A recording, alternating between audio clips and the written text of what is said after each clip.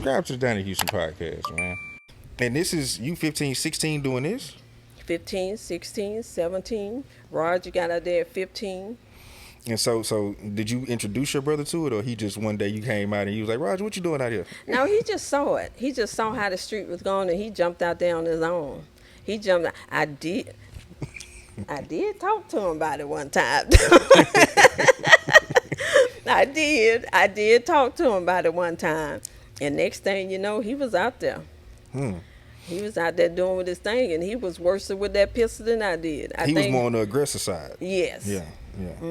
So this is wild. So okay, all this is going on. How much money are you like seeing around this time, like 16, 17, still in high school? Like, well, a day, it depends on how much work we got. We may make 2,000 a day, 5,000 a day, 10,000 a day. It depends on how much work you got, how many hours you got. I think I started off like making 2,000 a day, and then it just went up and up and up.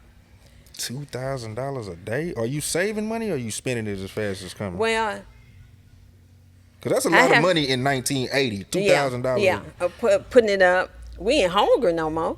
You know. we eating, but as I got 17 to 18 years old and 19 years old, all I wanted to buy was Cadillacs and jewelry and clothes and cars. So the fast I was making the money, the fast I was spending. I might roll over in the morning and say, I want another Cadillac. I had 6 in the yard at one time at 18 years old. And I got 6 Cadillacs. 19 years old, I got 7 Cadillacs. I just jump up and spend money. But if I knew then what I knew today, I'd be rich, because I was just spending money, just. And so okay, you jump out there, your brother jumps out there.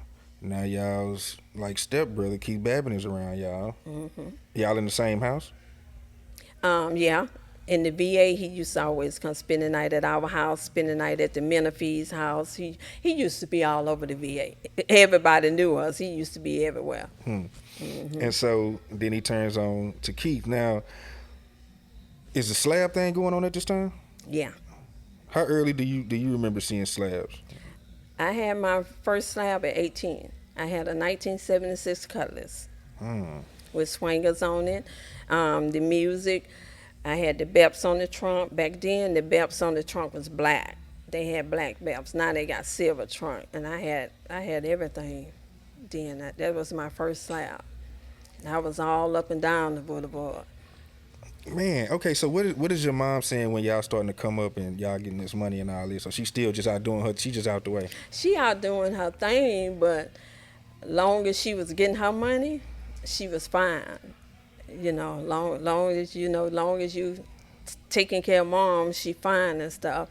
Until the stuff go down, when you get busted and all that, you know. When I went to jail, she wasn't never there, not one day. But when I was out of jail and giving you money, it was fine. So when did you ended up going to jail, like later on in life? Yeah. When I was in my 20s. Yeah. So okay, you in your teens, 17, 18. You, your brother, Keith Babin, y'all all out there. Can you just paint the picture of just what that scene was like, 81, 82? What, you know what I mean? What it was looking like? Well, in the VA, it used to be a lot of shooting, a lot of dice games, a lot of cars coming in and out, slabs and everything. My son, a little bitty boy, running around the VA, setting all the dumpsters on fire.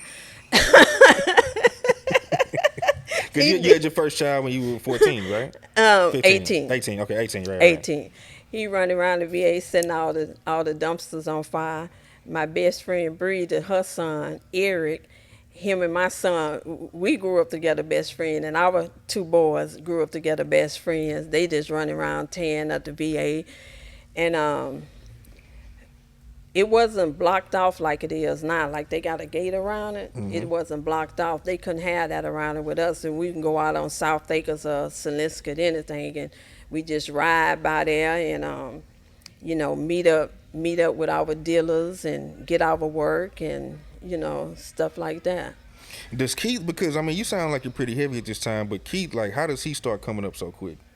Or would you say y'all were around the same level and he just... like No, we was in there before Keith. When Roger got Keith in the game, Keith, I found out Keith was business minded, and Roger was trigger happy.